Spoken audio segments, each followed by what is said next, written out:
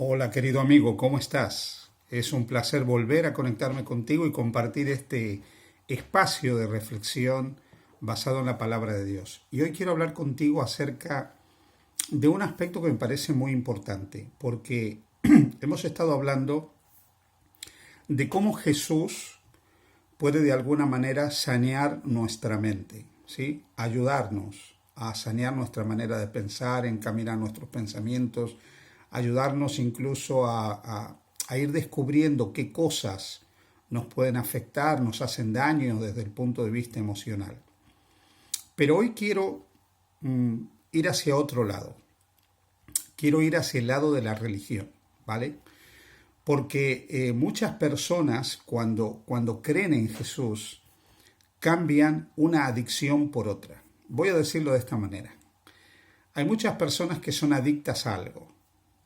Adictas a la comida, adictas a medicamentos, adictas a psicofármacos, a drogas, etcétera.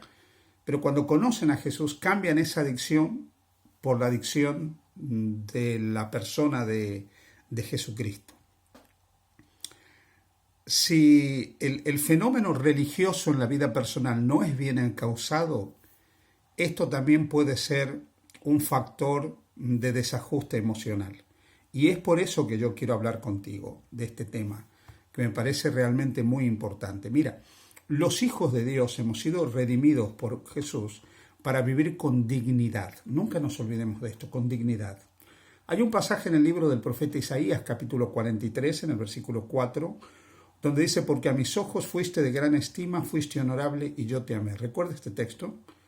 Habla de alguien de gran estima a los ojos de Dios, honorable y amado por Dios. Así que nosotros aquí encontramos tres componentes que son muy importantes de la autoimagen personal y del valor de una persona. A los ojos de Dios, una persona es honorable, tiene honra, es estimada, tiene un peso ante Dios, es valorada por Dios, es de gran estima, es como un tesoro y es amada por Dios. Lamentablemente muchas veces nosotros hemos utilizado la religión, y cuando digo nosotros me siento tristemente parte de la realidad que el cristianismo ha vivido, y no solo el cristianismo, también otros movimientos religiosos a lo largo del tiempo.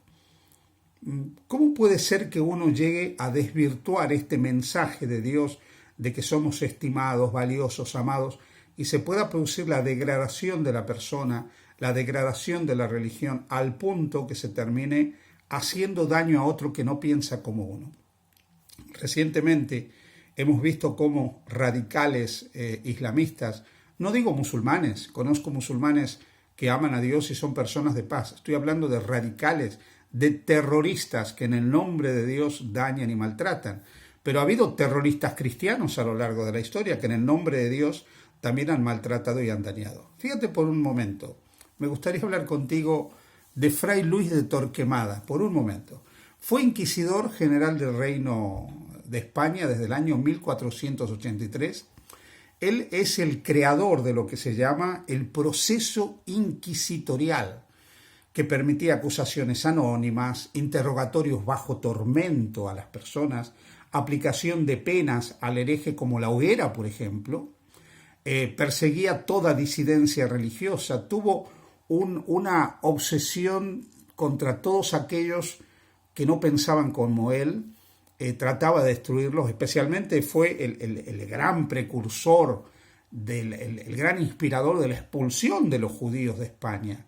Pero sorprendentemente, y esto es muy interesante, Torquemada tenía sangre judía, a pesar de que era de origen judío y pertenecía a una familia de judíos conversos.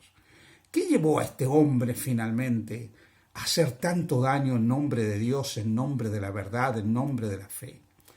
Lamentablemente, el problema no está en el mensaje de Jesús, está en la mente de aquellos que a veces han interpretado equivocadamente el mensaje de Jesús. Quiero que escuches esta declaración escrita por una autora cristiana, Ellen White, en el año 1889. Ella dice, los hechos eran claros, la luz no había menguado, pero la obra de Cristo había sido interpretada por diversas personas de acuerdo al estado de sus mentes.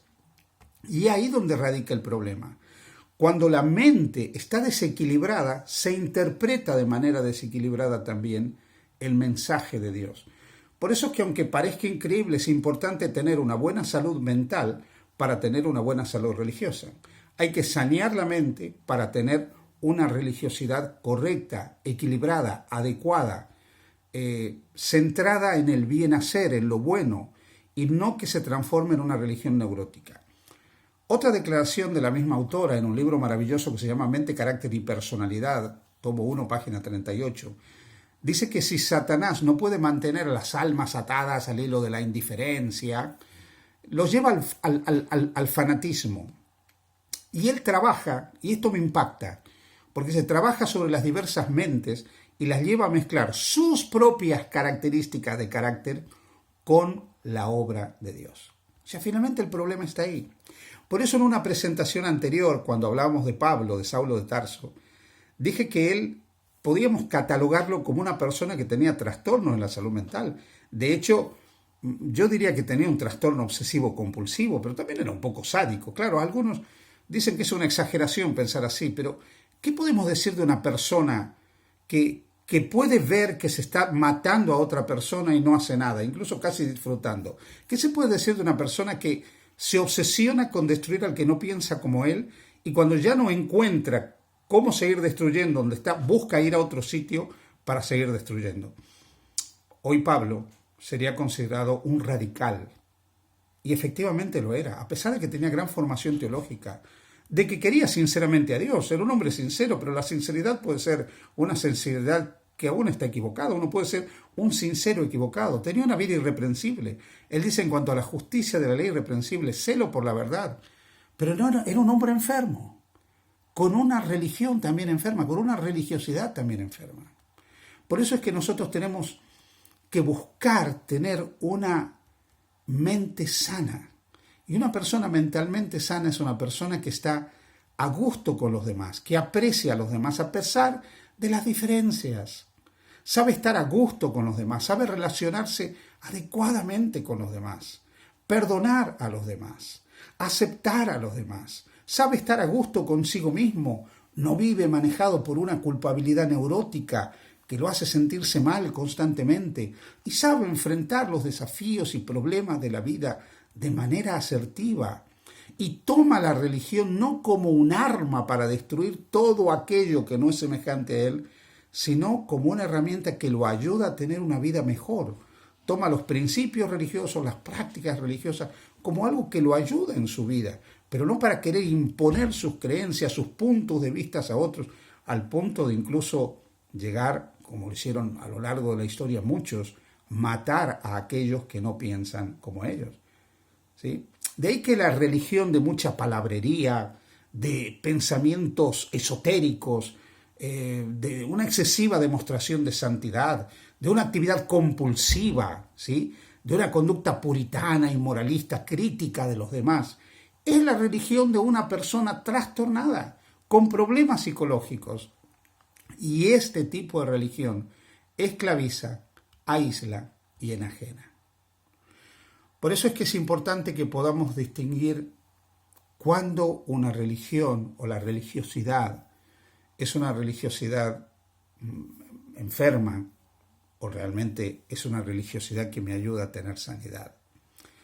Mira, cuando yo me transformo en una persona legalista e intolerante, eso es un símbolo de una expresión de enfermedad religiosa. Cuando la religión provoca el odio, la violencia, el crimen, lejos de contribuir al desarrollo personal, es una religión que en todo caso lo utilizo como un mecanismo de defensa porque yo soy una persona rígida, caracterizada por conductas obsesivas compulsivas y como tal, estas conductas van a obstaculizar mi crecimiento a todo nivel. Pero lo triste es que cuando yo percibo que otros se interponen en ese crecimiento que yo creo que debo tener basado en mi comprensión rígida y legalista de la relación con Dios, veo a esas personas como un estorbo y me las quiero sacar de encima, porque creo que de alguna manera están obstaculizando el plan y el propósito de Dios. Una persona que es crítica hacia los demás, Una persona que por la crítica termina siendo tan fría que no le importa herir los sentimientos de los demás, está teniendo una religiosidad equivocada, está teniendo una religiosidad malsana. Mirad, hay un texto también de esta misma autora en un manuscrito del año 1902 que dice, es posible que quienes culpen a los fariseos no sean culpables de los mismos pecados que condenan a los demás, pero podrían ser culpables de pecados mayores a la vista de Dios. Cada cual será recompensado de acuerdo con su obra. Que los que condenan a los demás se consideren a sí mismos, no sea que terminen siendo condenados por Dios a causa de su fariseísmo. A veces criticamos a otros, pero a veces nosotros somos tan fariseos como otros. Una religiosidad que produce el aislamiento forzoso, que aísla a las personas para que no tengan lazos interpersonales con otros, que te aleja de tu padre, de tu madre, de tu familia, de tus seres queridos, de la sociedad. Es una religiosidad enfermiza. Jesús dijo, yo te pido no que los quites del mundo, sino que los guardes del mal que hay en este mundo. Debemos ser parte de esta sociedad, interactuar con esta sociedad y beneficiar con los valores del Evangelio esta sociedad. Una religiosidad que degrada al otro, haciéndose sentir indigno, magnificando la culpa. Es una religiosidad enfermiza. Una religiosidad que lamentablemente hace que las personas no se sientan dignas, que te estanca porque no te ayuda a crecer de ninguna manera. Mientras que la religión sana y madura avanza, no es fanática, no es antisocial, no es intolerante, no es desafectiva hacia los demás, no es una religión con prejuicio y discriminación hacia los otros, no es una religión que constantemente está con una actitud fanática, es una religión equilibrada. Por eso es que nosotros tenemos que buscar conectarnos a Jesús para que Él nos haga vivir el equilibrio espiritual que necesitamos. Solamente cuando nosotros hacemos de Jesús nuestro modelo de conducta, de palabra, de amor, nosotros tendremos una religiosidad auténtica. Jesús es aquel que me puede permitir a mí tener una religiosidad correcta. Ponte en las manos de Jesús, tómalo como tu modelo. Mira qué amor tenía Él para tratar a todos, aún a los que lo trataban mal.